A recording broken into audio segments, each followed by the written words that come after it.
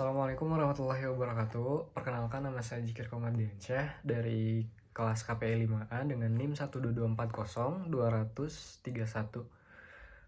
Pada video kali ini saya akan menjawab terkait pertanyaan soal UTS di mata kuliah Etika Dakwah. Nah, untuk pertanyaan pertama, apa sih pengertian etika dakwah dan ruang lingkup etika dakwah?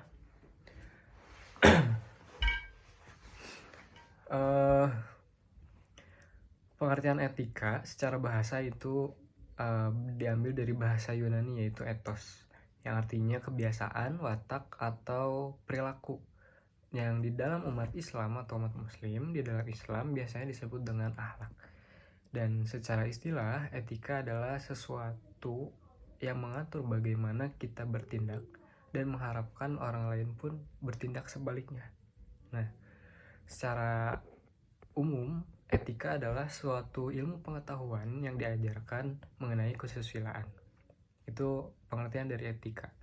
Kita lanjut ke pengertian dakwah. Dakwah sendiri itu berasal dari kata kerja, da'a, atau yang artinya itu mengajak atau menyeru dan memanggil, terutama pada kebaikan. Nah, secara istilah atau terminologis, dakwah itu mengajak manusia kepada kebaikan dan petunjuk Allah. Selanjutnya, pengertian etika dakwah. Etika dakwah tersendiri itu adalah sebuah tata krama atau adab kesopanan atau akhlak seseorang ketika ia berdakwah pada orang lain, baik itu secara tampilan, sopan santun, bahasa yang digunakan, ataupun tutur kata baik buruknya dari seorang dai. Nah, ruang lingkup etika dakwah itu ada ada dua. Yang pertama, kerangka analisis objek pandangan nilai. Nah, kerangka analisis objek pandangan nilai itu dibagi dua. Yang pertama ada tergantung pada objek nilai, dan yang kedua ada tergantung pada subjek yang menilai. Jadi maksudnya dari tergantung pada objek nilai itu terlepas dari kecenderungan agama, kesenian, murni atau alami, bersifat objektif. Sedangkan yang tergantung pada subjek itu bisa misalnya cara pandang agamawan berbeda dengan sekuleris. Selanjutnya, ruang lingkup etika dakwah yang kedua itu ada kerangka analisis aktivitas menilai. Apa yang dinilai, apa yang dijadikan standar oleh seorang dai gitu. Dan selain itu pun juga ada aktivitas menilai dari seorang mad'unya. Nah, masuk ke pertanyaan kedua, itu terkait landasan etika dakwah. Ada 4. Yang pertama ada landasan teologis, ada landasan filosofis, ada landasan historis, dan ada landasan sosiologis. Nah, apa sih keempat landasan etika dakwah tersebut? Yang pertama, landasan teologis. Secara teologis itu artinya secara teori. Nah, di sini secara teologis ini dijelaskan dalam Al-Quran, surat Al-Qalam ayat 4. Wa innaka la'ala khuluqin adzim, yang artinya dan sesungguhnya kamu benar-benar berbudi pekerti yang agung. Jadi pada diri kita ini memiliki budi pekerti yang baik gitu, seperti contoh halnya Rasulullah SAW. Dan kita sebagai ciptaan Allah yang paling dicintai adalah orang-orang yang beriman, dan yang paling sempurna imannya yaitu paling baik akhlaknya. Jika yang paling sempurna imannya adalah yang paling baik akhlaknya, maka yang paling cinta kepadanya adalah yang paling baik akhlaknya.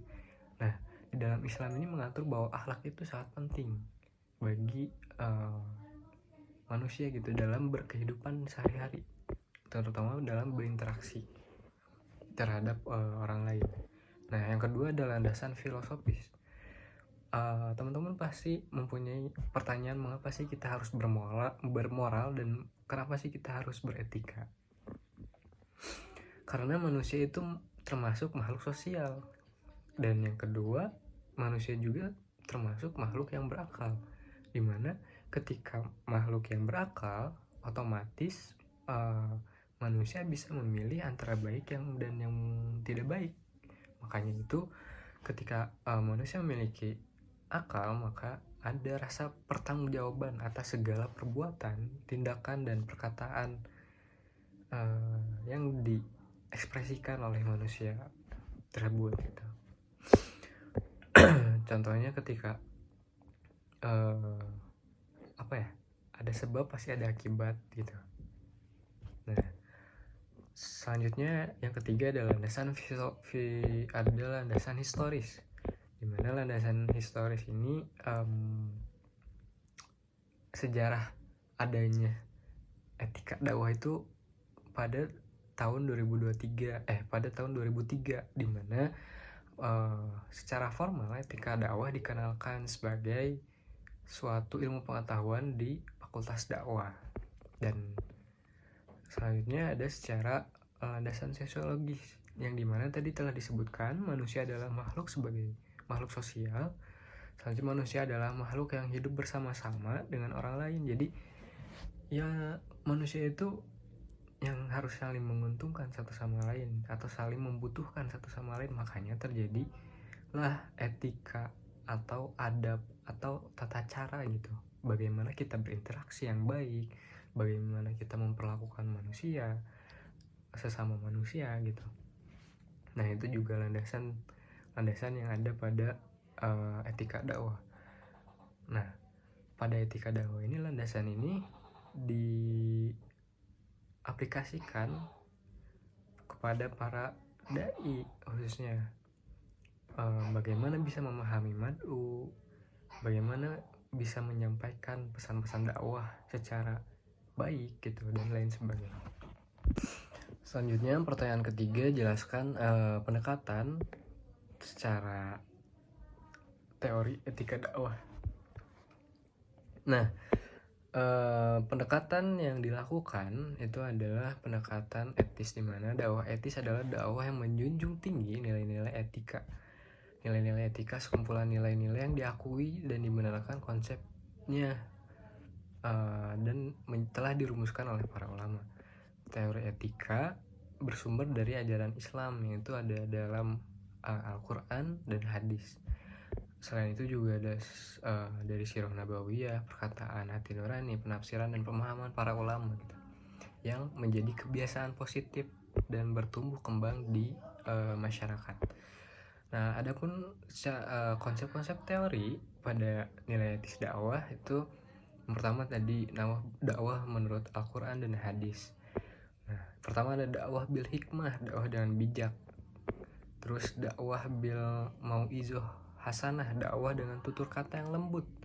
Yang ketiga ada dakwah bil mujadalah, dakwah dengan cara berdiskusi atau dialog gitu antara dai dengan mad'u.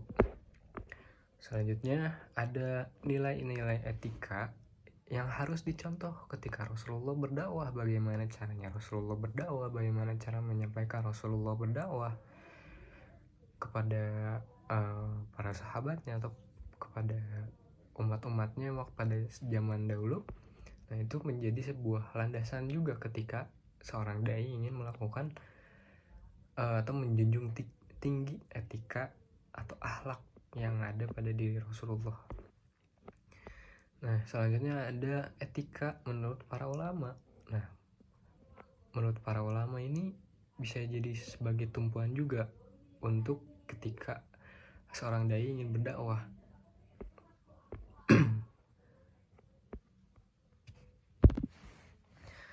Pertanyaan selanjutnya yaitu pengertian norma, urf, kaidah dakwah. Nah, norma sendiri adalah aturan atau pedoman yang mengatur tingkah laku manusia pada kehidupan bermasyarakat. Jenis-jenis norma ada 4, yaitu norma agama, norma hukum, norma kesusilaan, dan norma kesopanan. Norma agama ini fungsinya sebagai petunjuk umat Islam, misalnya untuk contohnya seperti menjauhi larangan Allah dan melakukan perintah dari Allah. Selanjutnya ada norma hukum, di mana norma hukum ini adalah norma yang dibuat yang fungsinya adalah untuk menciptakan ketertiban dan keadilan dan keamanan pada suatu wilayah. Yang ketiga ada norma kesusilaan. Norma kesusilaan adalah norma yang berdasarkan pada hati nurani dan menghasilkan akhlak bagi seorang, kemudian bisa dianggap baik atau buruk.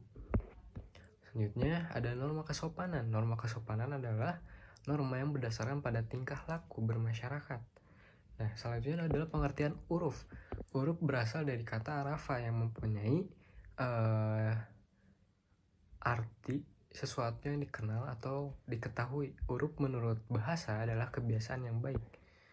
Nah, ayat yang menjelaskan tentang uruf ini adalah surat Al-A'raf ayat 199 yang artinya, dan suruhlah orang mengerjakan yang ma'ruf dan berpalinglah dari orang-orang yang bodoh.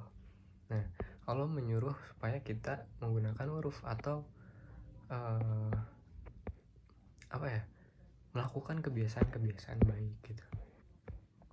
Ada juga macam-macam huruf, itu dari segi objeknya, dari segi cakupannya, dan dari segi keabsahannya. Ada huruf lafzi, huruf amali, huruf am, huruf khos, huruf sahih, dan huruf fasid. Selanjutnya pertanyaan kelima, bagaimana sikap atau akhlak seorang dai gitu yang sesuai dengan Al-Quran. Nah, akhlak seorang dai tentunya harus memiliki etika, moral, dan akhlak. Nah, tadi kita sudah memperjelaskan etika, moral, dan akhlak. Tentunya akhlak yang harus dimiliki oleh seorang dai adalah akhlak yang baik gitu, akhlak yang bisa menjadi sebuah manfaat bagi masyarakat. Nah, contohnya seperti apa sih? Telah dijelaskan di dalam Al-Quran bahwasanya ada beberapa contoh perbuatan baik. Akhlak dai pun harus diterapkan dalam tingkah laku kehidupan sehari-hari. Jangan sampai akhlak seorang dai itu hanya diperlihatkan ketika ia berdakwah saja, namun harus juga akhlak dai itu diterapkan pada kehidupan sehari-harinya. Ketika ia tidak berdakwah juga harus diterapkan. Nah, ada dijelaskan dalam Al-Quran di surat Al-Furqan ayat 63 dan surat Ali Imran ayat 159 bahwasannya kita itu harus bersikap lemah lembut, tidak kasar, pemaaf, memiliki tekad yang kuat dan tawakal. Selain itu juga ada di dalam surat Al-Furqan tadi ayat 63 yang artinya Tuhan yang Maha Pengasih itu adalah yang berjalan di atas bumi dengan rendah hati, dan apabila orang-orang bodoh menyapa mereka dengan kata-kata yang menghina, mereka mengucapkan salam.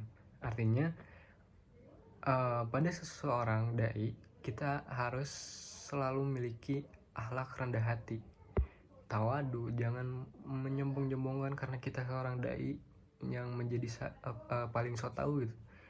Namun kita tetap harus mengutamakan adab sebelum ilmu